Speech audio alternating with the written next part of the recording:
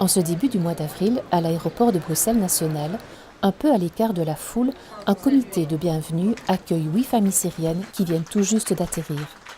Fatiguées mais heureuses, un visa humanitaire dans la poche. Elles sont accueillies dans le cadre du projet de couloir humanitaire mis en place par la communauté de Saint-Egidio.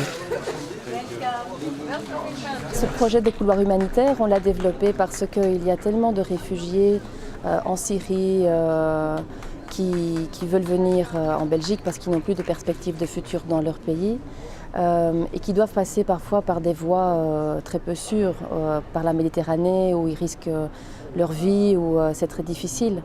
Alors pour permettre à ces personnes qui en ont vraiment besoin, nous avons été sur place dans les camps de réfugiés où nous avons fait connaissance avec ces familles, ce qui nous permet de déterminer qui sont les personnes les plus vulnérables pour pouvoir venir ici et pour leur offrir la possibilité de venir ici par des voies plus sûres, par avion, sans devoir passer par des passeurs ou par des trafiquants d'êtres humains.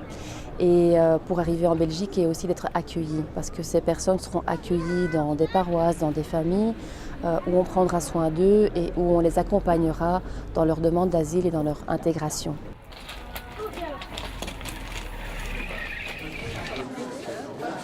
La communauté de Saint-Egidio et le secrétaire d'État pour l'asile et la migration, Theo Franken, en partenariat avec tous les cultes reconnus en Belgique, ont en effet signé un accord pour la réalisation de ce projet.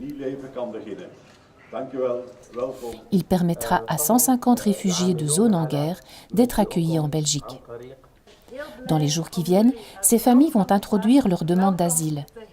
Pendant la première année, elles seront prises en charge en collaboration avec Caritas par ces différentes communautés religieuses et par des familles d'accueil.